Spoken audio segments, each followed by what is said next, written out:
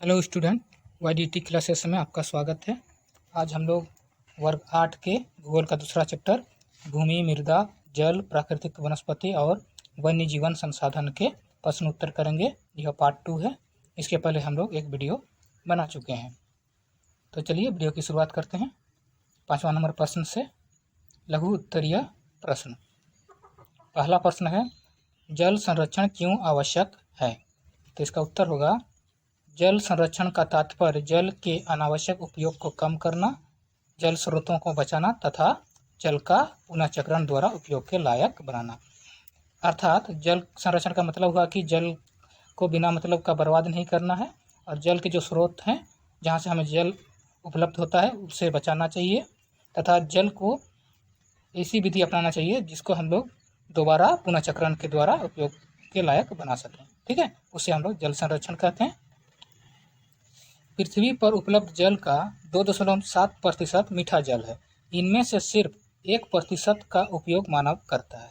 ठीक है, तो पृथ्वी पर कुल 2.7% मीठा जल है और इसमें से सिर्फ 1% का उपयोग मानव करता है। जनसंख्या में वृद्धि, कृषि का विकास, सिंचाई का विस्तार, औद्योगिकरण और शहरीकरण के कारण जल की मांग में काफ़ी वृद्धि हुई है। ठीक है, तो जनसंख्या वृद्धि और कृषि का जो विकास हुआ, सिंचाई का विस्तार और औद्योगिकरण और शहरीकरण के कारण जल की मांग में काफ़ी वृद्धि हुई है, जिसके परिणाम स्वरूप प्रति व्यक्ति जल की उपलब्धता में कमी आई है। इसलिए जल का संरक्षण आवश्यक है। और जिस कारण क्या हुआ, पहले जो व्यक्ति को जितना जल मिलता था अब उसे कम जल मिल रहा है। ठीक है, इसलिए जल का संरक्षण आवश्यक है। अगला प्रश्न देखते हैं। प्रश्न 2, झारखंड में मृदा अपरदन की समस्या का उल्लेख करें। इसका उत्तर है, झारखंड में वर्षा ऋतु के प्रारंभ होने के पूर्व जब पहली वर्षा होती है तो किसान खेतों की जुताई करते हैं। तो वर्षा ऋतु से पहले जब पहला वर्षा होता है तो किसान क्या करते हैं, अपने खेतों की जुताई कर देते हैं। कुछ दिनों तक वर्षा न होने के कारण खेत सूख जाते हैं। ठीक है, उस समय जब तेज हवाएं चलती है तो मिट्टी को उड़ाकर दूसरी जगह ले जाती है।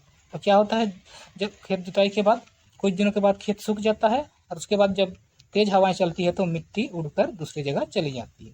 जब वर्षा होती है तब जल के साथ बहुत सारी मिट्टियां बहकर चली जाती है और जब बारिश होता है तो उस समय बहुत सारी मिट्टी बहकर चली जाती है। इसे हम लोग चादरी अपरदन कहते हैं। ठीक है, झारखंड में चादरी अपरदन एक गंभीर समस्या है। तीव्र पठारी ढाल वाले क्षेत्रों में जल का वेग अधिक होने से तीव्र कटान होता है। इससे अवनालिका अपरदन की समस्या उत्पन्न होती है।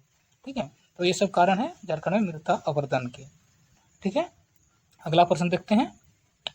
6 नंबर, अंतर बताएं।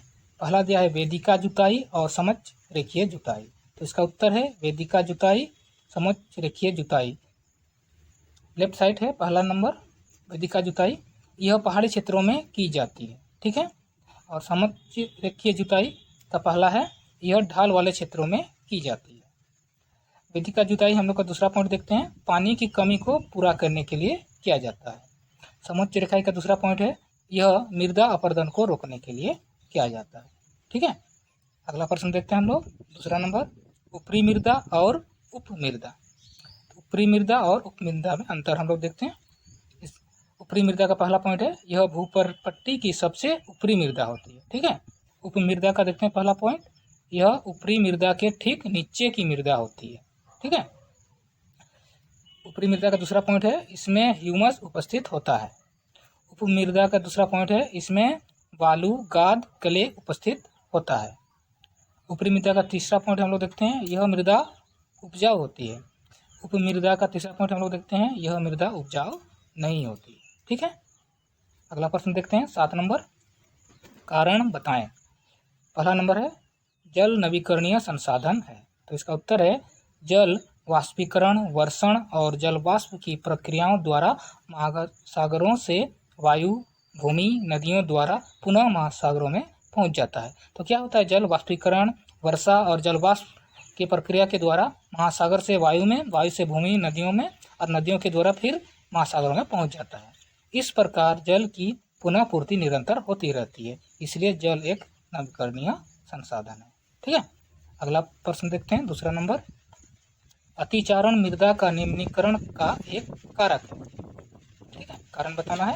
उत्तर, घास की जड़ें मृदा को जकड़े रहती है, जिसके कारण मृदा का अपरदन ना के बराबर होता है। तो क्या होता है, घास जो है उसकी जड़ें मिट्टी को जकड़ के रखती है, जिसके कारण मिट्टी का अपरदन ना के बराबर होता है। परंतु अतिचारण के कारण जब घास नष्ट हो जाते हैं तो पशुओं के पैरों द्वारा जमीन को कुचलने से मिट्टी की पकड़ कमजोर हो जाती है। तो जब हम लोग पशु पक्षी घास चर जाते हैं तो घास नष्ट हो जाते हैं और पशुओं के द्वारा पैरों से जमीन को कुचलने से मिट्टी भी कमजोर हो जाती है, पकड़ उसकी कमजोर हो जाती है, जिसके कारण तेज हवा और वर्षा के कारण उपजाऊ मिट्टी का अपरदन होने लगता है। और जिस कारण क्या होता है कि तेज हवा और वर्षा होने से उपजाऊ मिट्टी का अपरदन होने लगता है, इसलिए अतिचारण मृदा का निम्नीकरण का एक कारक है। ठीक है, अगला प्रश्न देखते हैं 8 नंबर दीर्घ उत्तरीय प्रश्न। झारखंड की तुलना में प्रश्न संख्या 1 है, भारत की तुलना में झारखंड में कृषि योग्य भूमि की उपलब्धता बहुत कम है, इसके कारणों का पता लगाएं।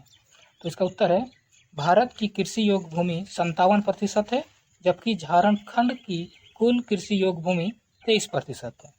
ठीक है, झारखंड का ज़्यादातर हिस्सा छोटा नागपुर पठार का हिस्सा है, जो कृषि के लिए अनुकूल नहीं है। झारखंड में मृदा अपरदन की गंभीर समस्या बनी हुई है, जिसके कारण उपजाऊ मृदा नष्ट होती जा रही है। ठीक है, तो क्या है कि झारखंड का ज़्यादातर हिस्सा कहाँ पर है, छोटा नागपुर पठार का ज़्यादा हिस्सा है। ठीक है, जो कृषि के लिए अनुकूल नहीं है। और झारखंड में मृदा का अपरदन हमेशा होते रहता है, जिसके कारण उपजाऊ मृदा नष्ट होती जा रही है, जिसके कारण कृषि योग्य भूमि कम होती जा रही है। इसलिए भारत की तुलना में झारखंड में कृषि योग्य भूमि की उपलब्धता बहुत कम है। ठीक है, तो आज हमने वर्ग 8 के भूगोल का दूसरा चैप्टर के प्रश्न उत्तर किए। ये पार्ट 2 था। अगर आपको यह वीडियो अच्छा लगा तो लाइक और शेयर कीजिए, और अगर आप इस चैनल पर नए आए हैं तो इस चैनल को जल्दी से सब्सक्राइब कीजिए। मिलते हैं हम लोग अगले वीडियो पर। धन्यवाद।